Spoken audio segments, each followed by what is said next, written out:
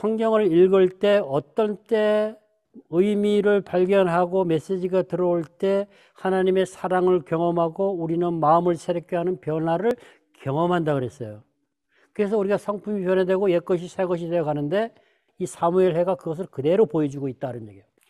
하나님이 나단을 다윗한테 보내서 나단이 하나님의 말씀을 가지고 왔어요. 그걸 우리는 성경이 있는 겁니다. 근데 성경 안에 이야기, 내러티브, 많은 40%가 이야기를 내러티브를 했어요. 내러티브는 어떤 교훈과 이런 것을 직접적으로 가르친 게 아니라 명시된 계명들을 암시적으로 해서 양심에 찔러서 깨달아 알게 직접적으로 해준다 그랬어요. 이 이야기, 비유, 이건 성경의 말씀의 본문이에요. 나단이 와서 한 얘기는. 나단이 와서 부자와 가난한 자와 양을 뺏어서 하는 그 자세한 내용을 보면 비유예요, 비유. 그 비유 속에서 뭘 기억나게 하는 거예요? 다윗이 한 짓을 기억나게 하는 거예요. 근데 양을 뺏어서 4배를 물려줘라, 그 사람이 죽일 놈이다라고 했을 때 다윗은 그 많은 것들을 알고 그 비유 속에서 율법을 어겼다는 것을 알고 있었던 거예요. 4배라는 것이 율법에 그렇게 나와 있으니까. 그것이 성경의 본문을 통해서 알아가는 겁니다. 그러면 여기서 아까 가장 많이 나오는 게 업신여긴다였어요. 비유 속에 나와 있는 업신여긴다. 다윗이 하나님을 업신여겼나요? 업신여기지 않았다고 생각을 했어요. 비유에서 가장 중요한 거는 예수님이나 하나님이 우리와 얘기하는 독특한 대화의 방법인데 하나님을 만나고 하나님의 음성을 듣고 하나님 나라를 경험할 수 있는 기가 막힌 공간이 비유라는 공간이에요. 이야기예요. 그러면 그 비유 속에 나와 있는 단어, 양, 부자, 가난한 자, 그 중에서도 지금 업신여긴, 이 업신여긴다고 하는 단어의 비유는 그 단어를 이미지화한다 그랬어요. 형상화한다는 얘기죠. 우리가 이모티콘에 까꿍하는 거하고 똑같이로. 그러면 이 업신여긴다는 이미지가 본인한테 어떻게 들어왔느냐는. 부자가 가난한 자 것을 뺏어오고 그렇게 한 것들이 다윗이 하나님을 업신여겼다? 내가 밧세바한테 이렇게 하고 우리아를 죽이고 한 그때의 그 상황, 그 이미지가 다윗한테 들어와 있는데. 마찬가지로 그러면 이것을 우리한테 느껴져야 된다. 이 이미지가 뭘 하냐 하면은 우리가 이모티콘을 보면 까꿍할 때 내가 이렇게 기쁜 표정을 짓고 느끼듯이 감성적 타치를 한다는 얘기예요. 깨닫게 한다는 얘기예요. 그래서 비유를 자세히 읽고 단어 연구를 하다 보면은 그 비유에 그림이 그려지면서 이미지가 나인데 다가오면서 나를 이거네 이렇게 되는 거예요. 그러니까 뭐예요? 다윗이 화를 내는 거예요. 그 비유 속에서 얘기를 듣고 다윗이 그놈 죽이려고 하는 화를 낸다는 얘기예요. 비유의 그 이미지가 본인한테 다가왔기 때문에. 우리도 성경을 낼 때 그게 돼야 된다. 그러면 내가 다윗이 화를 확 냈어. 왜 분노했을까? 넘어가는 거예요. 왜 분노했느냐? 그러니까 나단이 얘기를 하잖아요. 나단이 그게 너다 이런 얘기지. 내가 분노했을 때 제가 이런 얘기, 저 사람이 저렇게 하는 게 저 인간이 하나님의 사랑이 없어서 저런 식으로 행동하고 살아. 그런데 그 말씀을 듣고 뭐 이렇게 얘기하고 하다 보니까 갑자기 너는 있어? 나는 없어. 이렇게 되는 거거든요. 그것이 성령의 나인데 다가와야 돼요. 그게 비유를 통해서 가장 많이 일어나는 일입니다. 비유를 통해서 성령이 우리한테 깨닫게 함과 동시에 나한테 비춰서 내 죄를 슬쩍 드러내 보여준다. 그 드러낸 내용을 성령의 조명을 통해서 나단이 설명하는 거예요. 성령이 본문을 통해서 우리한테 설명해 줄 수 있는 거예요. 야, 아까 빼앗고 너에게 계속 주었다 그랬어요. 너에게 계속 주었다. 자꾸 왜 이렇게 얘기를 해? 하나님이 왜 그 얘기 하겠어요? 너 타울의 거 다 받아주고 이것도 주고 집도 뺏어주고 뭐 궁궐도 나라도 아내도 다 갖다 주고 얼마나 많은 은혜를 베풀었느냐라는 얘기예요. 그걸 얘기하고 있거든. 그럼 여러분들이 그걸 생각할 때 어디로 건너가기 성령이 건너가 나한테 부표로 주는 하나님의 은혜를 기억나게 하실 수 있다. 아, 다윗한테 그렇게 해줬듯이 나한테도 이렇게 믿지 않을 때부터 믿었을 때부터 나는 제대로 하지도 않았음에도 불구하고 하나님이 이 많은 은혜를 나인데 사랑을 베풀어 주셨구나를 성령이 보게 하신다는 게 이게 성령의 조명이에요. 이 이야기 속에서. 그러면 이 자꾸 주고가 자꾸 나오고 빼앗아가 자꾸 나오면은 돌이켜 볼 수 있는 이 부분을 가지고 본문하고 같이 연결시켜서 기도하면서 질문을 하기 시작하면은 내가 빼앗은 것도 기억나게 하시고 빼앗긴 것도 기억나게 하시고 그게 성령의 조명이에요. 말씀을 통해서. 나한테 이만한 은혜를 베풀어 줬는데 그거 내가 다 잊어버리고 내 마음대로 내 욕심대로 내 이기심대로 교만하게 살아가는 내 모습 속에 어떤 특정 부분을 삶의 상황, 삶의 정황, 어떤 고난, 환난, 갈등 그래서 두렵고 고통스럽고 염려스러운 그런 상황 속에 있는 이런 것들을 보게 하신다라는 얘기예요. 그걸 볼 수 있어야 돼요. 보여주신다라는 얘기예요. 우리가 하는 거는 이 본문의 내용과 비유의 단어와 깨달음의 내용을 가지고 기도하는 거. 그러면 기도 가운데서 다가오신다는 겁니다. 거의 다가오세요. 근데 우리는 많이 놓치는 게 깨달았다, 십계명을 거절했다는 죄인 걸 알았다, 아 은혜를 많이 주었다, 받았다, 아 그러니 나 이렇게 했으니까 감사하고 살아. 이러고 말면 안 된다라는 얘기예요. 그럼 그냥 그거는 머릿속에 알고 지나가는 거예요. 그걸 가지고 기도해야 된다는 얘기예요. 그래서 읽고 연구하고 해석하는 건 반드시 묵상하고 기도가 같이 가야 된다는 거예요. 그때 깨닫게 했을 때 기도하고 묵상하고 또 해석해보고 연구해보고 질문해보고 그랬을 때 정확하게 죄를 보게 하신다라는 얘기예요. 죄를 보고 고백하시고 너는 죄인이니까 죽어라 이렇게 안 하고 용서하시고 이 죄의 고백을 다윗이 했을 때 일어난 일이 회개한 내용이 시편의 51편이에요. 시편 51편이 그냥 다윗이 생각해서 쓴 게 아니에요. 이 과정에서 다단이 와서 비유를 가지고 얘기했을 때 그 안에서 속이 다 뒤집히고 하나님이 이렇게 베풀어 줬는데 내가 그럼에도 불구하고 하나님한테 하나님을 무시하고 그냥 내가 왕이라는 걸 가지고 그냥 내 마음대로 뺏어오고 살인하고 다 했다는 거예요.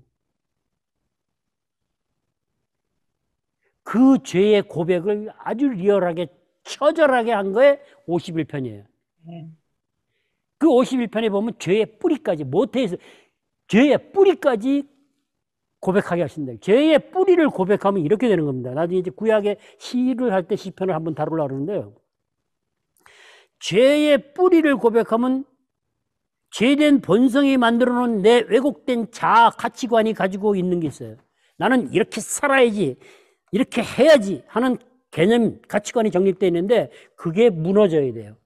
그거는 무지하게 고통스러운 겁니다. 내 자존심, 그거 없애는 거, 가치관 무너지는 거 결코 쉽지 않아요. 그것을 다윗이 뭐라고 표현해냐면 꺾은 뼈들로 즐거워하게 하소서 그랬어요. 그 뼈가 꺾어지는 그런 자존심이 깎아지는 고통은 스럽지만 그 가운데 주는 하나님의 임재와 사랑이 워낙 크니까 이것보다는 이것으로 인해서 하나님을 기뻐하게 하는 그 고백을 할 수 있어야 돼요. 여러분들이 성경을 읽으면서 회개할 때 그 고백이 나와야 돼요. 내 자존심, 내 많은 거 죽기 살기로 붙잡고 있던 돈, 명예 이거는 내가 절대 안 돼. 망신 안 당해야 돼. 이러고 그거 와르르 말씀 안에서 무너질 때 나는 고통스러워요. 사실 그거 안 쉬워요. 환난 가운데 어떤 갈등 가운데서 그걸 없으니까. 그러고 나서 우슬초로 정결케 하고 난 다음에 고백이 뭐였어요? 정한 마음과 정직한 영을 새롭게 한다 그랬어요. 그게 변화받는 거예요. 변화. 이 가운데서 변화가 일어나는 거예요. 죄의 뿌리까지 뽑아지고 정한 마음과 정직한 영으로 새롭게 해줬을 때 그 변화가 경험했을 때 다윗의 고백은 온전한 번제를 드리겠다고 고백을 하는 거예요. 말하자면 온전한 예배를 드린다는 거예요.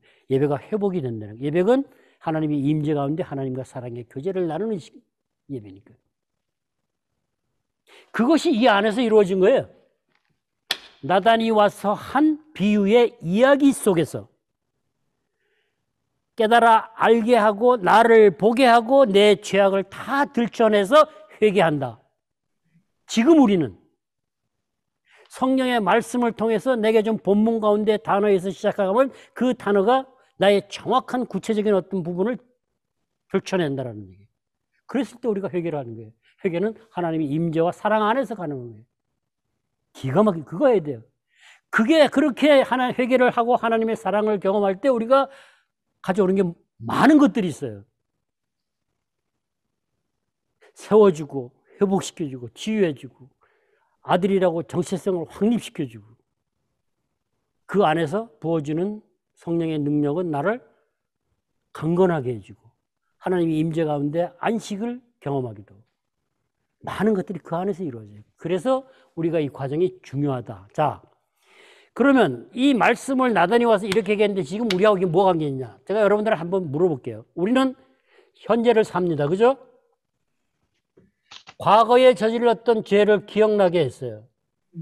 미래는 하나님이 오시고 그러거든요. 과거와 현재, 미래를 나눠서 살아요. 하나님의 시간은 어떻게 나누어져 있을까요? 하나님의 시간은 어떻게 있을까요? 과거에 있었던 하나님. 하나님이 알파요 오메가요 하잖아요. 그죠? 영원이라 하잖아요.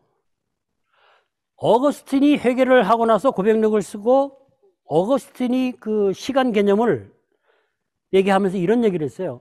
하나님의 시간은 과거가 있다? 없다. 미래가 있다? 없다. 하나님의 시간은 현재밖에 없다는 거예요. 그 아주 중요한 게 하나님의 시간은 현재밖에 없고 살아계시니까 이 말씀 안에 불어넣은 하나님의 성품, 하나님의 역사가 성경을 우리가 바르게 읽고 해석해 가면 그대로 나인데 들어온다고 역사하신다는 거예요. 우리는 과거, 현재, 미래를 나눠서 하지만은 그 과거 아니다. 하나님은 현재. 장소만 왔다 갔다 온 게밖에 없어. 이거 얼마든지 가능하다는 얘기를 제가 하는 거예요. 이 시간 개념이 중요하다는 겁니다. 이거 없어요. 현재밖에 없어요. 영원에서 영원까지 가는데 과거가 어디 있고 현재가 미래가 어디 있어요. 우리가 나누는 거지. 자꾸 우리 기준으로 하나님을 갖다 집어넣고 축소시 자꾸 이렇게 하려고 하면 안 된다는 얘기. 그래서 우리는 하나님이 인간 저자를 통해서 심어놓은 그 의도한 의미를 발견해 가는 과정을 통해서 영적이고 신학적인 하나님의 성품이 나인데 들어온다는 거예요. 그래서 내가 변화를 받는 거예요. 마음을 새롭게 하는 변화. 그래서 온전케 했을 때 하나님의 모든 일을 해나갈 수 있어요. 그거 하라는 거예요. 그게 크냐 작냐 이거 중요한 거예요. 왜냐하면 여러분들이 하나님의 임재를 얼마나 깊이 경험하느냐 한 따라서 모든 게 바뀐다. 제가 지난번에 했죠. 우리가 어떤 두려움이나 염려나 공포나 이런 데서 어떤 의지적인 노력을 가지고 자꾸 배가해 간다고 되지 않는다고 팅켈러 노력은 안 된다 그랬잖아요. 의지적인 내 노력만 가지고는 부족하다고. 거의 어렵다라는 얘기예요. 그거는 이렇게 성령의 역사가 있을 때. 그래서 우리가 단어를 통해서 본문의 의미를 발견해 가면서 이 메시지를 들을 때, 그래서 우리는 들어야 되는 거예요. 이야기는 들으라고 하는 거지, 이야기는 원리를 찾아서 논문을 쓰라고 준 게 아니다라는 얘기예요. 그래서 하나님은 전부 얘기하고 있는 거예요, 얘기. 복음서도 얘기해, 예수님 얘기, 어록을 모아가지고 얘기하고 있는 거예요. 그거 들으면 되는 거예요. 지난번에 요한복음 21장을 얘기하면서 그 사랑이라는 단어가 한글로는 또 그 영어도 똑같이 돼 있는데 그걸 어떻게 하면 뭐 이렇게 얘기를 질문을 했어요. 물론 헬러어로 아가파오고 필러어라는 게 있지만은 그거 상관없이 본문을 수십 번 읽다 보면 하나님이 얘기한 사랑과 베드로가 얘기한 사랑, 아시나와의 그 안에서 그게 이렇게 느껴지게 돼 있어요. 그게.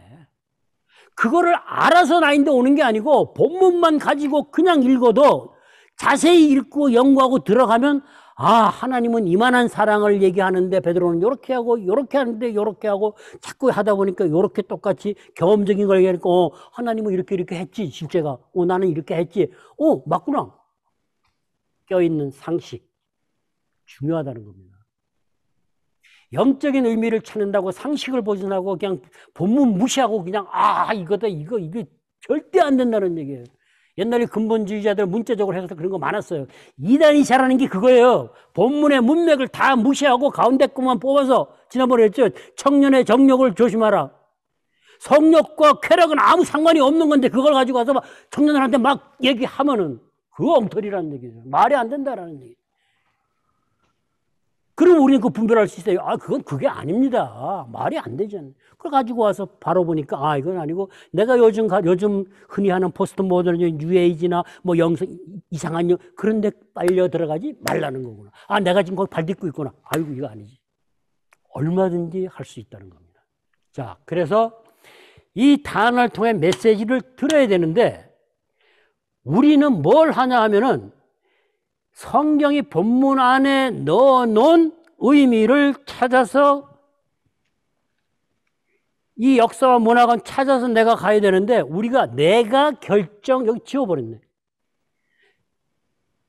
독자, 읽는 사람이 의미를 결정한다. 제가 그랬죠.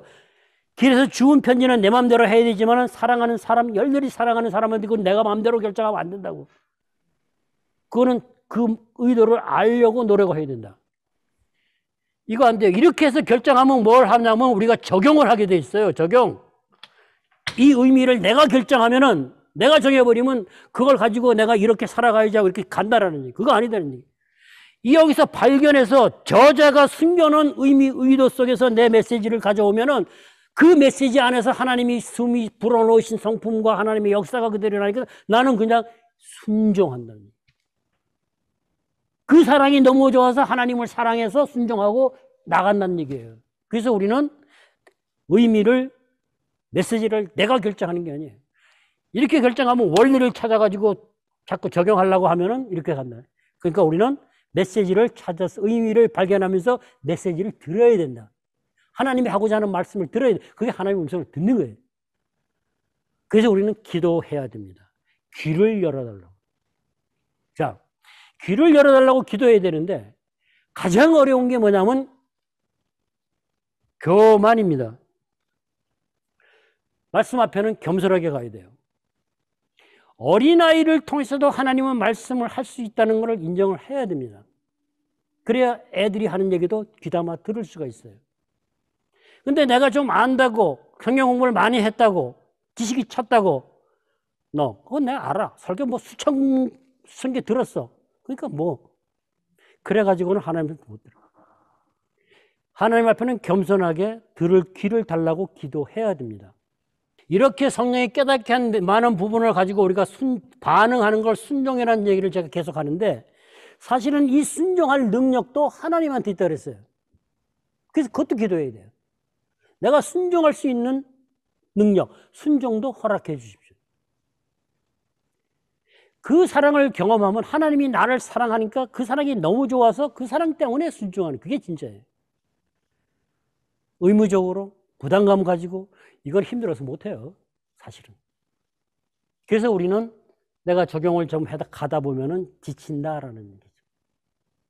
그래서 제가 지금 사무엘 하를 가지고 말씀을 드리는 거는 우리가 성경을 읽을 때 본문에서 성령은 깨닫게 하고 그게 너다 나를 보게 하고 은혜를 기억나게 하면서 내 죄의 뿌리까지 해서 온전한 참된 회개를 하게 하신다. 51편.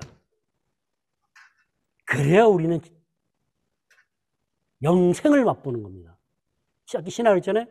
영생이 뭐냐 그랬어요. 요한복음 17장 3장에 영생은 나 보내신 하나님과 예수 그리스도를 아는 것. 그 아는 거는 인격적으로 만나서 영적인 친밀한 교제를 나누는 거예요. 그게 신학의 어떤 바탕이라면 우리는 신학이 만들어가고 밑에 그 영생을 맛보는 겁니다. 이 과정을 통해서. 신나는 거예요. 이게 실제가 되어야 된다. 그러면 우리는 뭘 할 수 있어요? 분별할 수 있다는 겁니다. 이 세상이 어떻게 돌아가든 말씀 안에서 하나님의 음성을 듣고 내가 가야 할 길을 분별하고 하나님이 원하는 길을 따라가야 우리가 이단 사설 가짜 속지 않고 살아갈 수 있다. 그것이 사무엘 하를 가지고 제가 나눈 이유입니다.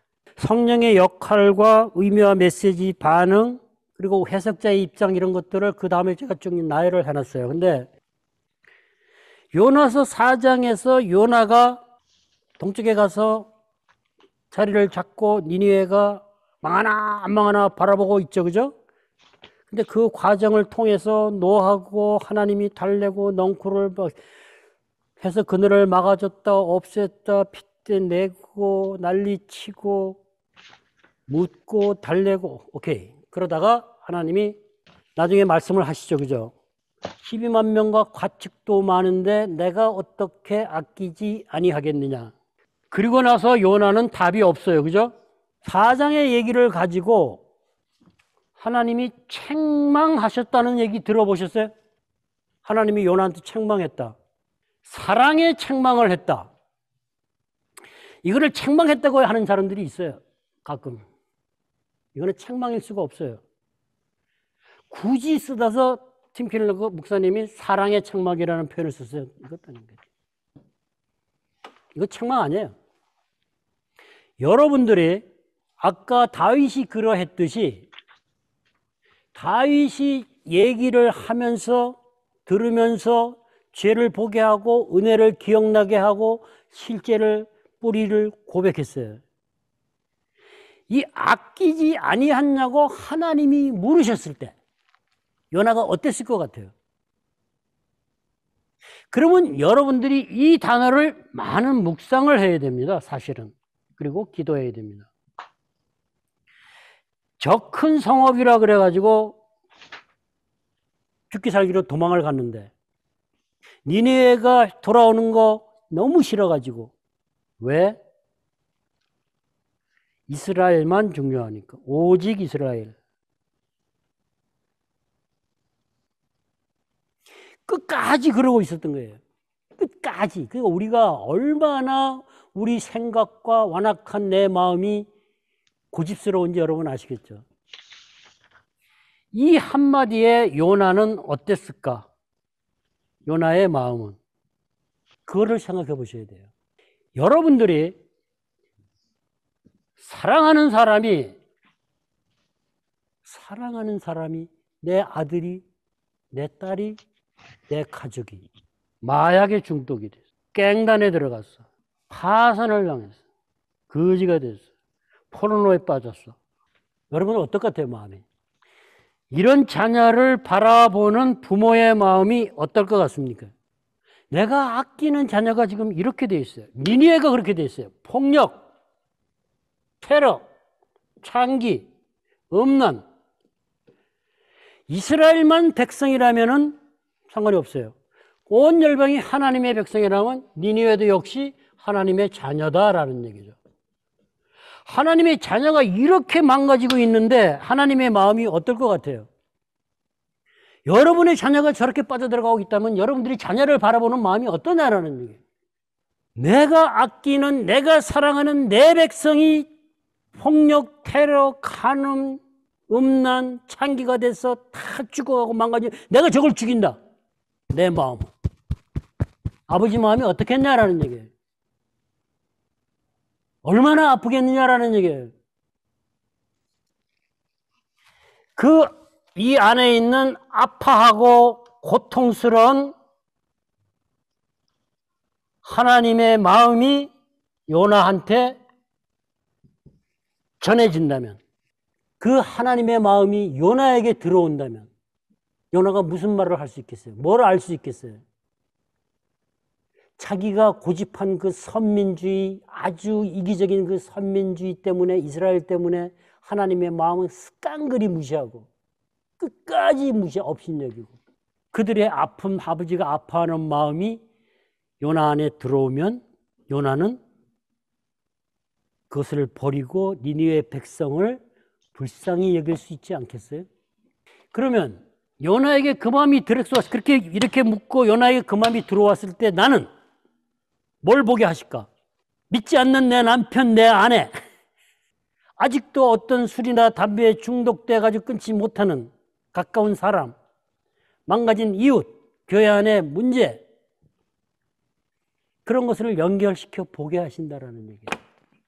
그러면 그들도 하나님이 마찬가지로 바라보고 아파할 거 아니냐라는 얘기예요.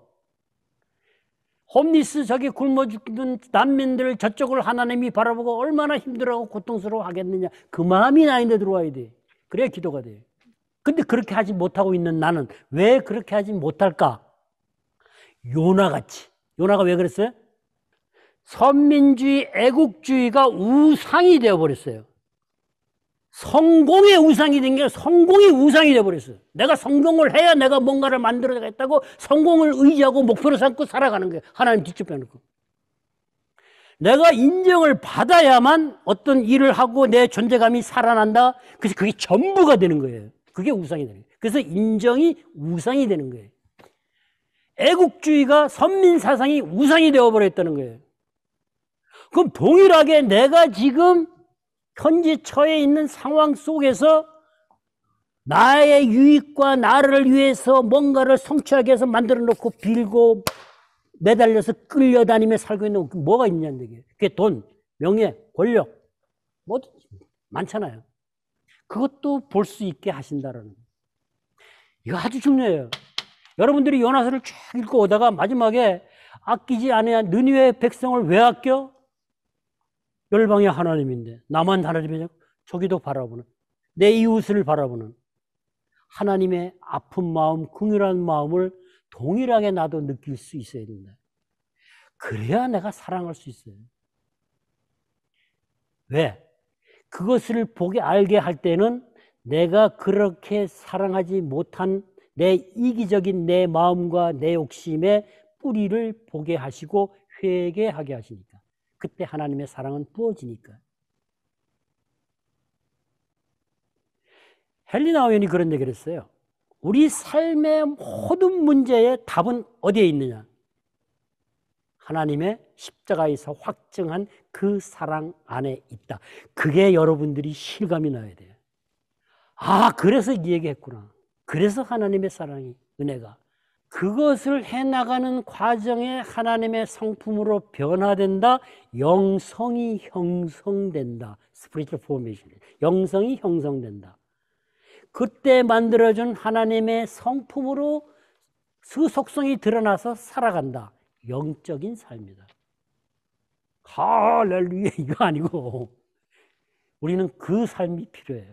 그거를 하기 위해서 여러분들이 해야 하는 게 해석이다라는 얘기입니다. 누구나 할 수 있다. 깨어있는 상식과 자연스러운 의미를 발견하고 독서하는 방법만 알아도 할 수 있다라는 얘기입니다. 나머지 정보는 얼마든지 주어져 있다는 얘기입니다. 우리는 누구나가 나 혼자 하는 게 아니고 내 남편과 내 아내와 이웃이 옆에서 그리고 그걸 가지고 같이 나누고 그 안에서 움직이시는 성령의 역사를 경험하고 서로 깨닫고 내가 보지 못하는 거 상대방이 봐주고 그 통찰력을 서로 나눌 때 성령 안에서 역사하시는 것을 경험할 수 있다. 그게 뭐예요? 하나님을 알아가고 인격적인 교제 안에서 영적인 친밀한 교제, 영생을 맛보는 거다. 그래야 하나님의 나라에 대한 확신이 있죠. 그게 신뢰와 소망을 갖는다. 그래야 죽음이 두렵지 않다. 그 어떤 것도 두렵지 않다. 그래야 되지 않겠어요? 그렇게 살라는 거죠. 그래서 우리가 뭐든 그 위에서 살라는 거예요. 욕망이 나쁜 거다? 아니에요. 선민주의가 나쁜 거다? 아니에요. 그것이 우상이 되었기 때문에 나쁜 거예요. 자기만 아는 거지. 고린도전서 13장에서 그렇게 얘기하죠. 그죠? 사랑이 없으면 나는 아무것도 아니다. 사랑이 없이 아무리 천사의 말을 하고 말씀을 전해도 몸을 불사르는 구제를 해도 무엇을 해도 사랑이 없이 하는 것은 의미가 없다. Nothing. 난 아무것도 아니다. 유익도 없다. 얻는 것도 없다. 그러면 사랑이 있어야 할 거 아닙니까? 사랑이 있어야지 우리가 하죠. 그래서 이 과정을 통해서 성령 안에서 로마서 5장 5절에서 부어주는 사랑, 이 사랑을 작든 크든 자주든 가끔이든 경험하면서 뭐 해야 돼요 우리가? 맨날 울어야 돼. 찌끔찌끔. 찌끔찌끔. 시도 때도 없이 찌끔찌끔. 왜? 너무 좋아서. 감사해서.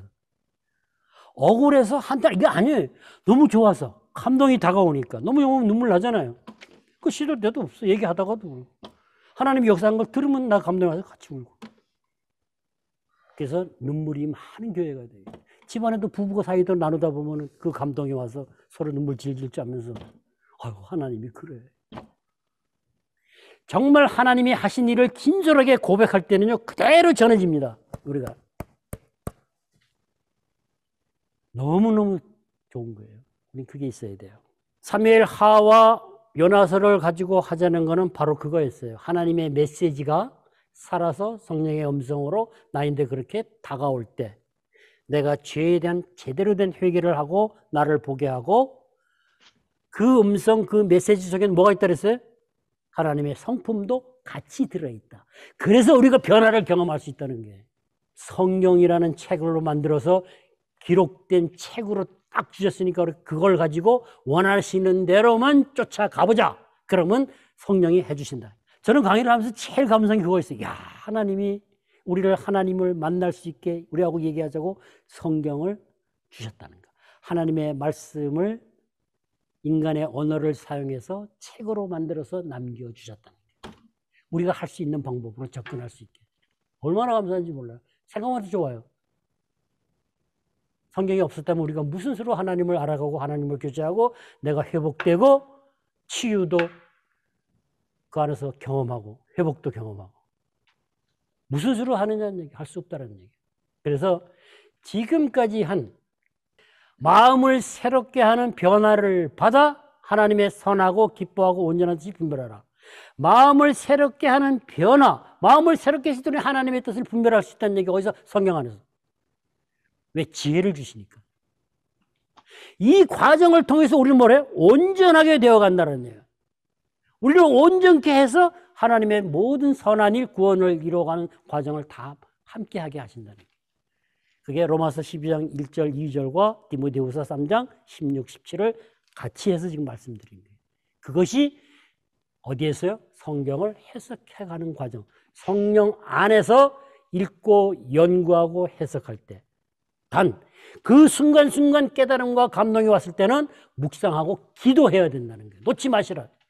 부담 갖지 마시라. 1시간 안에 해결해. 이런 거 하지 마세요. 1시간 안에 해결 안 되면 적어놓고 화장실 가서 하고 안 되면 또 그 다음에 뭐 설거지 하다가도 하고 그래서 잠깐 놓지 마시라. 되새김은 그런 거예요. 넣었다가 꺼내서 씹어서 다시 집어넣고 넣었다가 꺼내서 씹어서 못 고쳐. 말씀을 놓으면 안 돼요.